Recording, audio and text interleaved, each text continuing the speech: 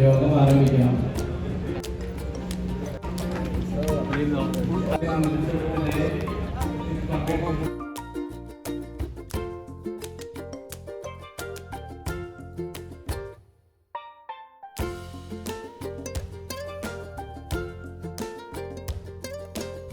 ഞാനിങ്ങനെ ഏറ്റെടുക്കുക എന്ന് പറഞ്ഞിട്ട് വന്നിരിക്കുന്ന അദ്ദേഹത്തിന്റെ ഒരു പ്രകടനം ഇവിടെ ചിത്രീകരിക്കപ്പെടുന്നതാണ്. ഇന്നത്തെ ഇന്ത്യയുള്ളത് ഈ തെരഞ്ഞെടുപ്പിൽ രണ്ട് കാര്യങ്ങളാണ് നമ്മൾ കാണാൻ പോകുന്നത്. ഒന്ന് ഗാന്ധിയുടെ ഇന്ത്യ നഷ്ടപ്പെട്ടു പോകുന്നത് എന്ന് പറയാതിരിക്കാൻ പറ്റില്ല. കേരളത്തിൽ പോലും ഇന്ത്യ അത് വീണ്ടെടുക്കാൻ രാഷ്ട്രീയ പാർട്ടിക്ക് സാധിക്കുമെങ്കിൽ അഭിപ്രായ വ്യത്യാസങ്ങൾ പല വിഷയങ്ങളിലും എന്റെ രാഷ്ട്രീയ പ്രസ്ഥാനത്തിൽ കോൺഗ്രസുമായി ഞാൻ കൈവച്ച് പറയും. വലിയൊരു യുദ്ധത്തിലാണ് നമ്മൾ മുന്നിൽ പോയിക്കൊണ്ടിരിക്കുന്നത്.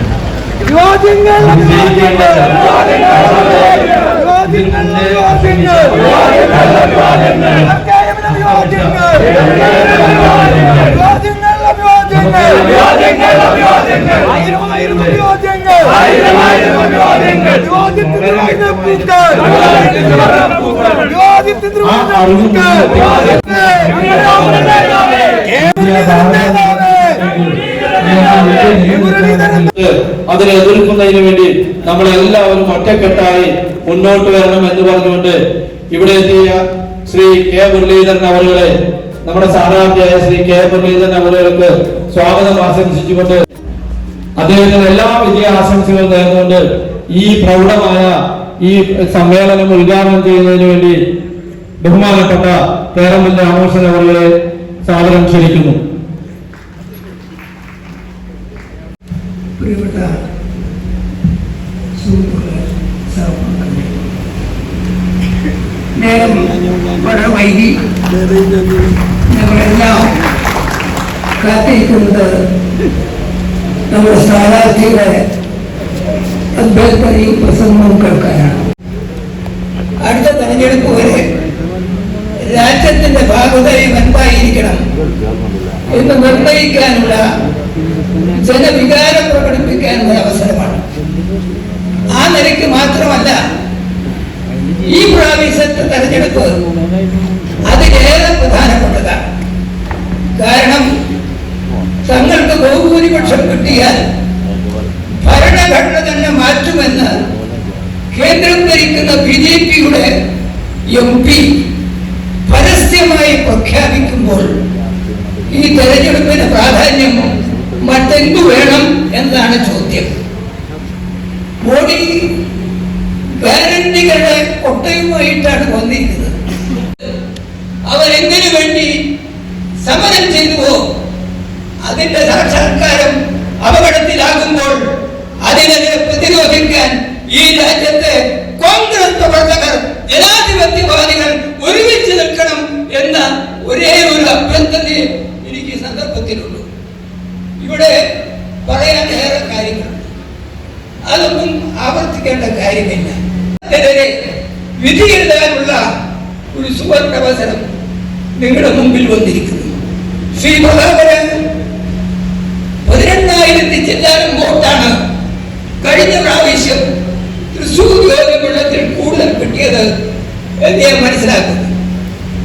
എന്റെ സഹോദരന്മാരോട്, സഹോദരിമാരോട് എനിക്ക് പറയാനുള്ളത്, ആ വോട്ടിൽ നിന്ന് ഒരെണ്ണം പറയാതെ കാത്തു സൂക്ഷിക്കുക എന്ന വെല്ലുവിളി നിങ്ങൾ ഏറ്റെടുക്കണം എന്നാണ് എനിക്ക് പറയാനുള്ളത്.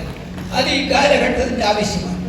ഈ രാജ്യത്തിന്റെ നിലനിൽപ്പാണ്, കോൺഗ്രസിന്റെ നിലനിൽപ്പാണ്, ഈ രാജ്യ പ്രകടനമാണ്. അത് നിങ്ങൾ മനസ്സിലാക്കണം. ഞാൻ നിർദ്ദേശിക്കുന്നില്ല. അന്തരീക്ഷം കോൺഗ്രസുകാർക്ക് മാത്രമല്ല, കേരളത്തിലെ കോൺഗ്രസുകാർക്കും സാമൂഹിക രംഗത്തും സാംസ്കാരിക രംഗത്തുമുള്ളവർ, ഒപ്പം ശുദ്ധമായ സാമൂഹിക പ്രവർത്തനത്തിന്റെയും രാഷ്ട്രീയ പ്രവർത്തനത്തിന്റെയും നേരവരും കൂടിയായ, ഇപ്പോഴും കോൺഗ്രസ് എന്ന് പറഞ്ഞാൽ തന്നെ നിലനിൽക്കുന്ന കേരളത്തിന്റെ മുൻ നിയമസഭാ സ്പീക്കറും കാൽനൂറ്റാണ്ട് കാലം തൃശ്ശൂരിന്റെ ജനപ്രതിനിധിയായി പ്രവർത്തിക്കുകയും ചെയ്ത അങ്ങേയറ്റം ബഹുമാനവും ആദരവുമുള്ള അഡ്വക്കേറ്റ് പറമ്പിൽ രാമകൃഷ്ണൻ അവർ, ഇവിടെ സന്നിഹിതനായ നമ്മുടെ ആദരണീയനായ സ്ഥാനാർത്ഥി, കേരള പ്രദേശ് കോൺഗ്രസ് കമ്മിറ്റിയുടെ മുൻ പ്രസിഡന്റ്, കേരളത്തിലെ കോൺഗ്രസിന് CPM-നും BJP-ക്കും ഉൾപ്പെടെയുള്ള എതിർ പാർട്ടിക്കാർക്ക് സന്ദർഭത്തിനനുസരിച്ച് ഒരിടയ്ക്ക് ഉപ്പേരി മറുപടി കൊടുക്കുകയും എതിരാളികളുടെ മുന്നിൽ ചാട്ടുളി പോലെ ആണ് തറപ്പിക്കുകയും ചെയ്യുന്ന നമ്മളെല്ലാവരുടെയും പ്രിയങ്കനായ ഈ തൃശ്ശൂരിൽ ജനിച്ച്, തൃശ്ശൂരിൽ പഠിച്ച്, തൃശ്ശൂരിൽ ജീവിതം ആരംഭിച്ച്, ഈ മണ്ണിലെ ഓരോ ചെറുഘടകങ്ങളെയും നേരിട്ടറിയുന്ന ആധുനികനായ കെ മുരളീധരൻ അവർ, വേദിയിൽ ഘടകകക്ഷികളുടെ ഒരുപാട് നേതാക്കന്മാരുണ്ട്, ജില്ലാ കോൺഗ്രസ് കമ്മിറ്റി എല്ലാവരും പേടിപ്പിച്ചു. പ്രത്യേകിച്ച് തൃശ്ശൂർ നഗരത്തിൽ എന്നെ അടക്കം പേടിപ്പിച്ചു. നമുക്കൊക്കെ ഭയങ്കരമായ അസ്വസ്ഥതകൾ ഉണ്ടാക്കി. അതെല്ലാം മറികടന്നുകൊണ്ട് ഈ വേദിയിലും ഈ സദസ്സിലും ഇരിക്കുന്ന നിങ്ങൾ എല്ലാവരും കൂടി വെയിൽ കൊണ്ട് ഇതേ കാലാവസ്ഥയിൽ കഠിനാധ്വാനം ചെയ്ത് നിങ്ങൾ പോസ്റ്റ് ഒട്ടിച്ചു, നിങ്ങൾ ബോർഡ് വെച്ചു, നിങ്ങൾ ചുമലെഴുതി, നിങ്ങളുടെ കയ്യിൽ പൈസ ചെലവാക്കി, ആ എല്ലാ വെല്ലുവിളികളെയും അതിജീവിച്ചുകൊണ്ട് 11,011 വോട്ടിന്റെ ഭൂരിപക്ഷം തൃശൂർ അസംബ്ലി മണ്ഡലത്തിൽ കഴിഞ്ഞ തവണ കൈപ്പത്തിക്ക് ഉണ്ടായി എന്ന കാര്യം വക്കീല് പറഞ്ഞ് ഞാൻ ആവേശത്തോടുകൂടി പങ്കുവെക്കുകയാണ്. അതിന് നന്ദി നന്ദി നന്ദി. അതിനുള്ള കടപ്പാട് ഒരിക്കൽ കൂടി ആവർത്തിക്കട്ടെ. അതിനേക്കാൾ ഒരു വലിയ സംഭവം ഇന്നില്ല. നന്ദി കാണിച്ചുവെങ്കിൽ അതിന് കൂടി കൊടുക്കാൻ പോകുന്ന മറുപടിയാണ് ഇവിടെ BJP-യെ 3ാം സ്ഥാനത്താക്കുന്നത് എന്നുകൂടി ഓർമ്മപ്പെടുത്തിക്കൊണ്ട് അതിന് ഉത്തരവാദിത്വം നമ്മൾ ഏറ്റെടുക്കുകയാണ്. ആ ഉത്തരവാദിത്തമാണ് നമ്മുടെ ചുമതല. ആ ഉത്തരവാദിത്തം നമ്മൾ ഓരോരുത്തരും സ്വന്തം നിലയിൽ ഏറ്റെടുക്കണം. ഇവിടെ ഒരു കെ മുരളീധരനല്ല മത്സരിക്കുന്നത്. ഇവിടെ ഇരിക്കുന്ന നമ്മളെല്ലാവരും കെ മുരളീധരനായി മാറുക മാറുക മാറുക എന്ന് പറഞ്ഞുകൊണ്ട് ഞാൻ എന്റെ വാക്കുകൾ അവസാനിപ്പിക്കുന്നു. അധ്യക്ഷനായ UDF-ന്റെ നിയോജക മണ്ഡലം ചെയർമാൻ കെ ഗിരീഷ് കുമാറിന് വേണ്ടി നിങ്ങൾ അഭിസംബോധന ചെയ്യാൻ പ്രിയങ്കരനായ നമ്മുടെ സ്ഥാനാർത്ഥി, ലീഡറുടെ പ്രിയപ്പെട്ട പുത്രൻ കെ മുരളീധരനെ, പിതാവിനോട് നന്ദി കാണിച്ച, പിതാവിന് പിന്നിലും മുന്നിലും കുത്താത്ത ലീഡറുടെ പ്രിയപ്പെട്ട കെ മുരളീധരനെ സ്നേഹത്തോടുകൂടി നിങ്ങൾ അഭിസംബോധന ചെയ്യാൻ വേണ്ടി ക്ഷണിക്കുന്നു. ഈ ചടങ്ങിൽ സംബന്ധിക്കുന്ന ദീർഘകാലം തൃശ്ശൂരിലെ MLA-ആയിരുന്ന ശ്രീ രാമകൃഷ്ണൻ, ശ്രീ TN ഉൾപ്പെടുന്ന ഐക്യജനാധിപത്യ മുന്നണിയുടെ നേതാക്കന്മാരെ, സഹപ്രവർത്തകരെ, സഹോദരി സഹോദരൻ, ഒരു ദീർഘമായ പ്രസംഗത്തിലൂടെ പ്രസക്തിയില്ല. ഈ തെരഞ്ഞെടുപ്പിന്റെ ലക്ഷ്യത്തിനെ കുറിച്ച് വളരെ വ്യക്തമാണ് ഉദ്ഘാടന പ്രസംഗത്തിൽ ശ്രീ രാമകൃഷ്ണൻ ഇവിടെ പ്രതിപാദിക്കുകയുണ്ടായി. നമുക്കറിയാം, ഇന്ത്യക്ക് സ്വാതന്ത്ര്യം കിട്ടുന്ന സന്ദർഭത്തിൽ മഹാത്മജി പറഞ്ഞൊരു വാചകമുണ്ട്, ഡു ഓർ ഡൈ, പ്രവർത്തിക്കുക അല്ലെങ്കിൽ മരിക്കുക. എന്നാൽ നമ്മുടെ മുദ്രാവാക്യം പ്രവർത്തിക്കുക, നേടിയെടുക്കുക, അതായിരിക്കണം നമ്മുടെ മുദ്രാവാക്യം. അതിന്റെ അഭിവൃദ്ധി ചിട്ടയോടുകൂടെ നമ്മൾ മുന്നോട്ട് നീങ്ങണം. നമ്മുടെ കരുത്ത് നമ്മളിവിടെ പ്രകടിപ്പിച്ചു കഴിഞ്ഞു. ഞാനിവിടെ വന്നിറങ്ങിയ അന്ന് റെയിൽവേ സ്റ്റേഷൻ മുതൽ നിങ്ങൾ നൽകിയ ആവേശകരമായ സ്വീകരണം, നമ്മുടെ പാർലമെന്റ് നിയോജകമണ്ഡലത്തിന്റെ കൺവെൻഷൻ, അന്ന് തന്നെ നടന്ന റോഡ് ഷോ, നിയോജകമണ്ഡലം കൺവെൻഷനുകൾ, ഇന്ന് തൃശ്ശൂരിന്റെ കൺവെൻഷൻ എന്ന് പറയുന്നു. തൃശ്ശൂരിൽ ഒരുപക്ഷെ ഇത്രയും വിപുലമായ ഒരു നിയോജകമണ്ഡലം കൺവെൻഷൻ ഒരുപക്ഷെ ആദ്യമായിട്ടായിരിക്കും. ഞാൻ മത്സരിക്കുമ്പോൾ എനിക്കറിയാം, അന്ന് മുണ്ടശ്ശേരിയിലുള്ളതാണ് അന്ന് നിയോജകമണ്ഡലം കൺവെൻഷൻ ചേർന്നിരുന്നത്. ഇന്ന് നമ്മുടെ പാർലമെന്റ് നിയോജകമണ്ഡലം ചേർന്ന അതേ സ്ഥലത്ത് തന്നെ നല്ല ജനക്കൂട്ടത്തിനെ സംഘടിപ്പിച്ചുകൊണ്ട് നല്ല രീതിയിൽ ഇന്ന് നമുക്കുള്ള കൺവെൻഷൻ നടത്താൻ കഴിയും. അപ്പൊ നമ്മുടെ ശക്തി നമ്മൾ പ്രകടിപ്പിച്ചു കഴിഞ്ഞു. ഇനി വേണ്ടത് ഡോർ ടു ഡോർ ക്യാമ്പയിനാണ്. ഓരോ വീടുകളിലും ഇവിടെ പ്രധാന ഒരു കാര്യം പറഞ്ഞത് ചുമരെഴുത്തും പോസ്റ്ററെ കുറിച്ചാണ്. ചുമരെഴുത്തും പോസ്റ്ററും സത്യം പറഞ്ഞാൽ അതൊരു തെരഞ്ഞെടുപ്പിന്റെ ചൂണ്ടുപലക അല്ലെങ്കിൽ ഒരു വ്യക്തിയെ നോക്കും. പുറമേ നിന്ന് വരുന്ന ഒരു വ്യക്തി ഈ ചുമരെഴുത്തുകൾ കാണുന്നു. എങ്ങനെയാണ് ജ്ഞാനമെന്നുണ്ടെങ്കിൽ നമ്മുടെ പ്രവർത്തനം മാത്രം പോരാ എന്നൊരു ചിന്താഗതി ഉണ്ടാവാൻ സാധിക്കും. അതുകൊണ്ടാണ് പറഞ്ഞത് നേരിട്ടുള്ള ഒരു മത്സരം പോലെ ത്രികോണ മത്സരത്തിൽ ആരല്പം പുറകോട്ട് പോകുന്നു അവർ 2ാം സ്ഥാനത്തല്ല 3ാം സ്ഥാനത്തേക്കാണ് പോകുന്നത്. അതുകൊണ്ട് നമ്മുടെ ലക്ഷ്യം എന്തായി തിരഞ്ഞെടുക്കുക, നമ്മൾ ജയിക്കുക, ഈ നിയോജകമണ്ഡലത്തിൽ നമ്മൾ നിലനിർത്തുക. അതോടൊപ്പം BJP 3ാം സ്ഥാനത്തേക്ക് തന്നു. അതാണ് ദൗർഭാഗ്യം എന്ന് പറയട്ടെ. കേരളത്തിൽ CPM ഇല്ലാത്ത കരുത്ത് BJP ജയരാജന്റെയൊക്കെ പ്രസ്ഥാനം. അവർ പറയുന്നത് മത്സരം LDF BJP തമ്മിലാണ്. അത് കേട്ടപ്പോൾ ചില BJP നേതാക്കൾക്ക് തന്നെ ബോധക്ഷയുണ്ടായി. കാരണം അവര് ആകെ 2 ഏറ്റാസ് മണ്ഡലം എന്ന് പറയുന്നത് 1 തിരുവനന്തപുരം 2 തൃശ്ശൂരാണ് അവർ കണക്കാക്കുന്നത്. അവരുടെ സ്ഥാനാർത്ഥി പട്ടികകൾ നോക്കും. ഒരു കേന്ദ്രമന്ത്രി രാജീവ് ചന്ദ്രശേഖരോ ഒരു V മുരളീധരനോ ഒരു MT രമേശോ അല്ലെങ്കിൽ ശോഭാ സുരേന്ദ്രനോ ഒരു സുരേഷ് ഗോപിയോ മാറ്റി നിർത്തിയാൽ അറിയപ്പെടുന്ന ഏത് സ്ഥാനാർത്ഥിയുണ്ട് BJPക്ക് പട്ടികയിൽ? എല്ലാം ദുർബലമായിട്ടുള്ള സ്ഥാനാർത്ഥികളാണ്. കാരണം ഇതൊരു അന്തർധാരണ ഭാഗം. ഇവിടെ കഴിഞ്ഞ കുറെ ദിവസങ്ങളായി നിങ്ങൾ ഒരു കാര്യം ശ്രദ്ധിച്ചില്ലേ? പിണറായി വിജയൻ ആരെ അറ്റാക്ക് ചെയ്തു? നരേന്ദ്രമോദിനെ അല്ല, അമിത്ഷാനെ അല്ല, അത് അറ്റാക്ക് ചെയ്യുന്നത് രാഹുൽ ഗാന്ധിയാണ്. എന്താ അദ്ദേഹത്തിന് രാഹുൽ ഗാന്ധി അറ്റാക്ക് ചെയ്യാനുള്ള യോഗ്യത? ചില ഇടതുപക്ഷക്കാരുടെ പ്രസംഗിക്കുന്നത് രാഹുൽ ഗാന്ധി എന്തുകൊണ്ട് BJPയെ നേരിടുന്നില്ല എന്നാണ്. നിങ്ങൾക്കൊരു കാര്യം, രാഹുൽ ഗാന്ധി കഴിഞ്ഞ തവണ വയനാട്ടിൽ മത്സരിക്കുമ്പോൾ അന്ന് ഇന്ത്യ സഖ്യമില്ലല്ലോ. അന്ന് കോൺഗ്രസ് ഭരിച്ചല്ലേ. കേരളത്തിൽ UDF ഉണ്ട്, പക്ഷെ ഇന്ത്യയിൽ സഖ്യം ഉണ്ടായിരുന്നു.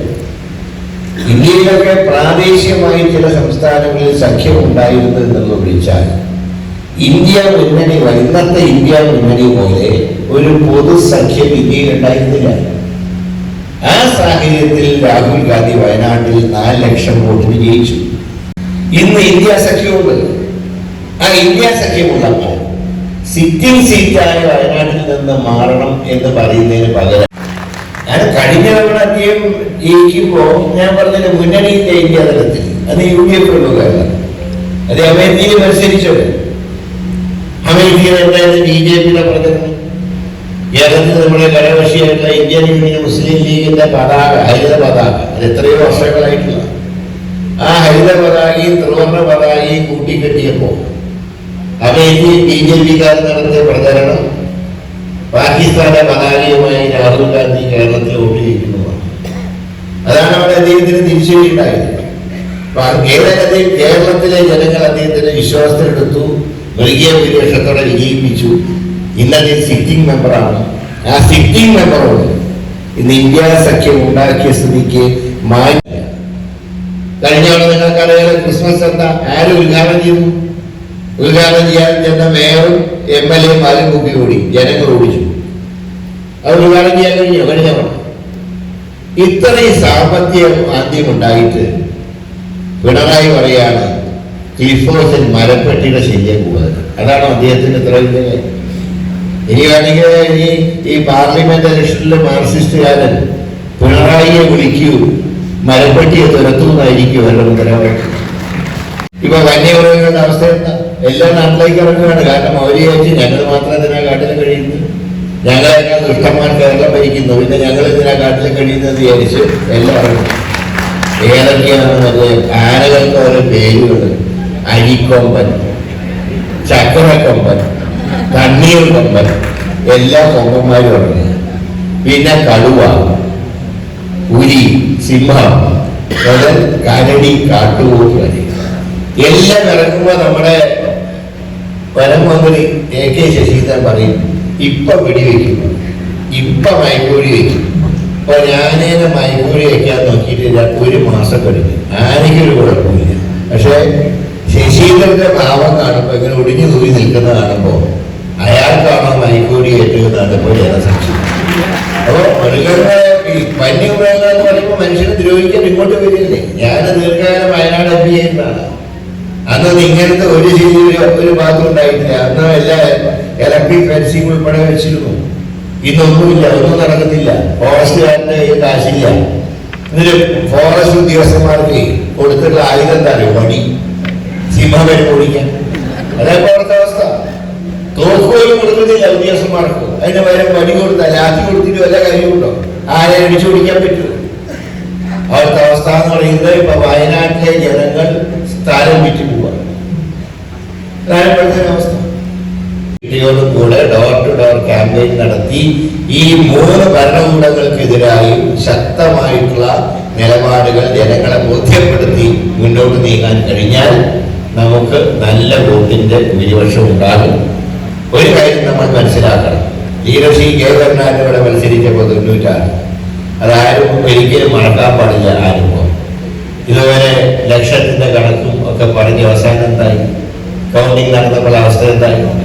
അന്നത്തെ ദുഃഖം ഇന്നും പലർക്കും അറിയിട്ടില്ല.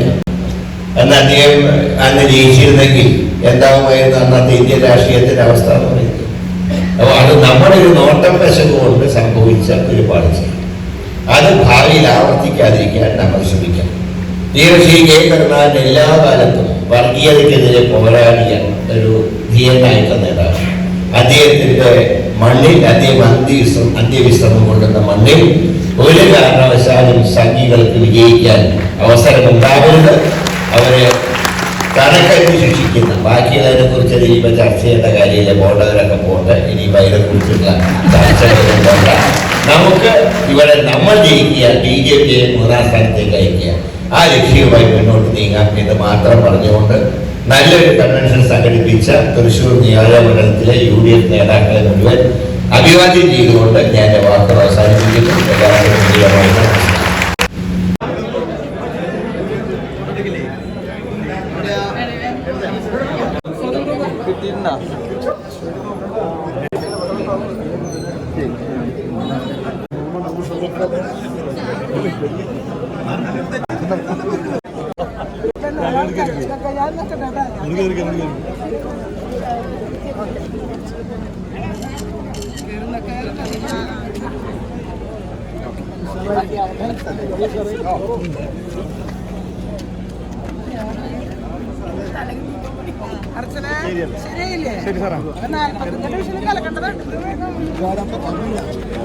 തൃശ്ശൂർ കോർപ്പറേഷൻ അയ്യന്തോൾ മേഖലയിലെ മഹിളാ കോൺഗ്രസിൻ്റെ പ്രവർത്തകരാണ് ഞങ്ങളെല്ലാവരും. ഞങ്ങൾ കെ മുരളീധരൻ എന്ന് പറയുന്ന അതികായനായ തൃശ്ശൂരിൻ്റെ സ്ഥാനാർത്ഥി, പാർലമെൻറ്റ് സ്ഥാനാർത്ഥി കെ മുരളീധരൻ്റെ പ്രചരണാർത്ഥം UDF കൺവെൻഷനിൽ പങ്കെടുക്കുവാൻ തൃശ്ശൂർ ടൗൺ ഹാളിൽ എത്തിച്ചേർന്നതാണ്. ധാരാളം പേരാണ് ഈ കൺവെൻഷനിൽ പങ്കെടുത്തിട്ടുള്ളത്. അതിൻ്റെ ഒരു ഭാഗമായതിൽ ഞങ്ങൾക്ക് ഏറെ സന്തോഷമുണ്ട്. തീർച്ചയായിട്ടും കെ മുരളീധരന് വേണ്ടി ശക്തമായ പ്രവർത്തനത്തിലൂടെ തൃശ്ശൂരിൻ്റെ ശബ്ദമാകാൻ പാർലമെൻറ്റിൽ മുരളീധരൻ്റെ സ്വരം ഉയരുവാൻ ഞങ്ങൾ ഇടയാക്കും. അതിനുവേണ്ടി ലാപ്പകലില്ലാതെ ഓക്കെ യൂട്യൂബ് ചാനൽ സബ്സ്ക്രൈബ് ചെയ്യുക.